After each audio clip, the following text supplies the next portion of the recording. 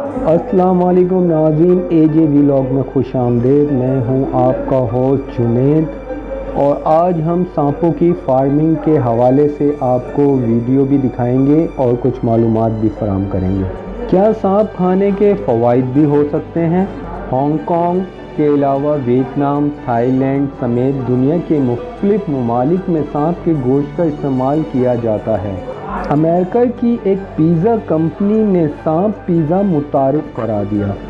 ज़्यादातर लोग सांपों से घबराते हैं, लेकिन वियतनाम के लोग सांप पालने की रवायत अपने पुरखों से करते आ रहे हैं।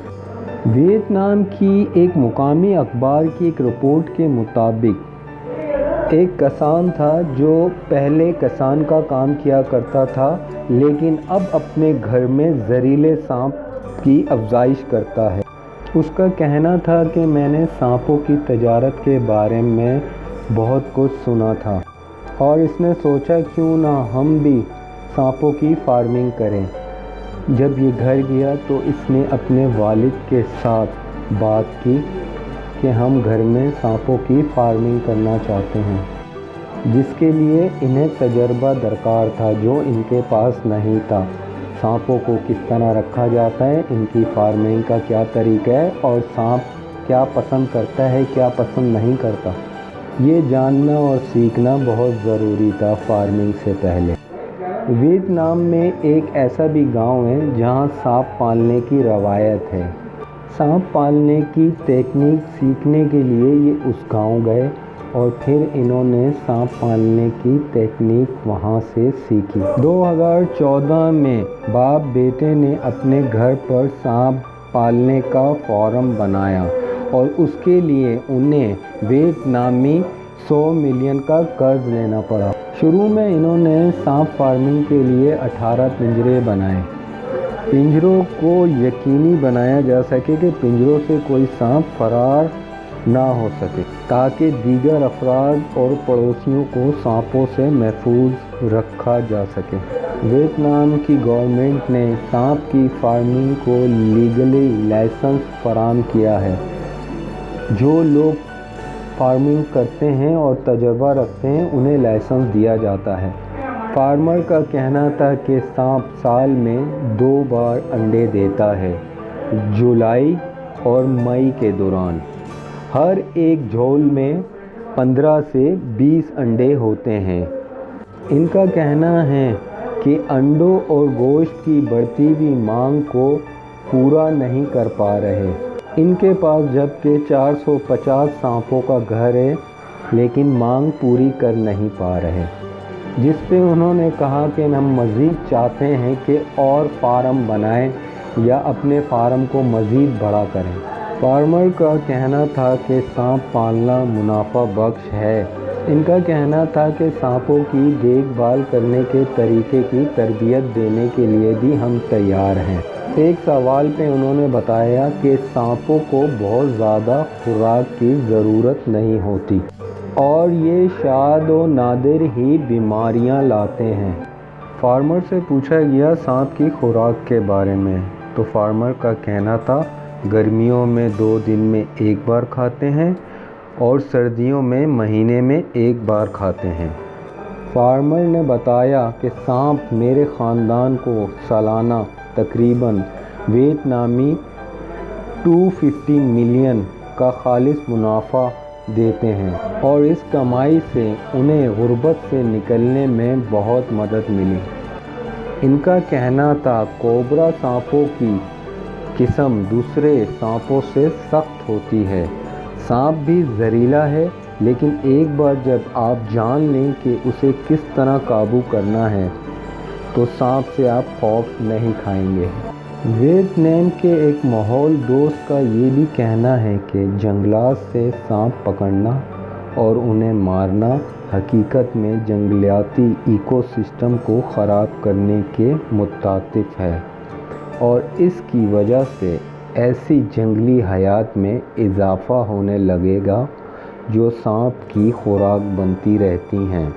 इनका ये भी कहना है कि सांप का बतौर खुराक कमर्शियल इस्तेमाल ज़मीनी माहौल के लिए नुकसानदेह है।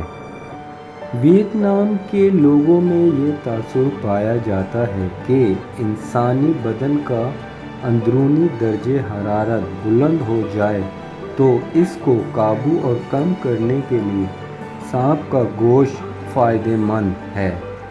یہ ویتنامی روایت صدیوں سے چلی آ رہی ہے۔ اس باعث سانپ کی ڈش تیار کرنا کوئی غیر معمولی بات نہیں ہے۔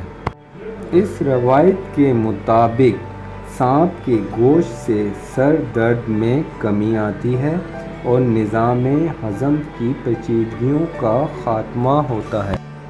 ویتنام کے کئی ریسٹورانٹ میں سانپ کے گوشت کے پکوان مہمانوں کو پیش کیے جاتے ہیں۔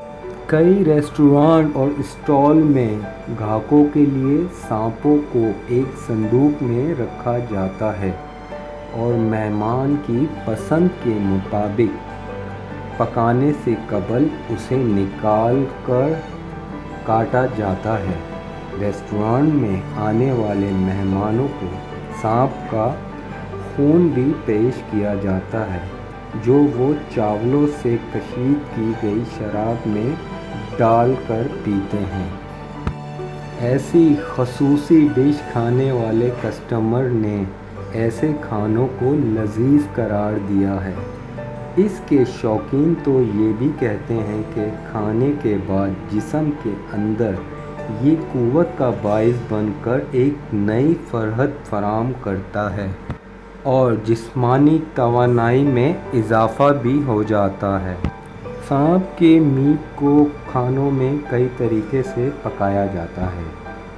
کچھ لوگ ابال کے بوائل کر کے کھاتے ہیں، کچھ سوپ میں بھی سانپ کو ڈال کے کھاتے ہیں، کچھ فرائی کر کے کھاتے ہیں اور کچھ آگ پہ سیک کے سیخ بوٹی بنا کے بھی کھاتے ہیں۔ اس ڈش کی تیاری میں حسب ذائقہ لیمن گراس، تیز مرچ کو بھی استعمال کیا جاتا ہے۔ ریسٹورانٹ کے ایک باورچی کا کہنا ہے کہ سانپ کے گوشت کی ڈش کو تیار کرتے وقت کسٹمر کے ذائقے کو خاص طور پر مد نظر رکھا جاتا ہے۔ اس باورچی کے مطابق سانپ کے سبھی اعضاء کھائے جاتے ہیں سوائے سر اور کھال کے۔ ویتنامی دیہاتی لوگوں میں یہ بھی روایت ہے کہ 50 برس یا اس سے زائد عمر کے مرد کو سانپ کے خون کی شراب ضرور پینی چاہیے کیونکہ یہ توانائی کا ایک بہا خزانہ ہے۔ روایت کے مطابق یہ کمر درد، قوت مردانہ میں کمی کے مرض کو روکتا ہے۔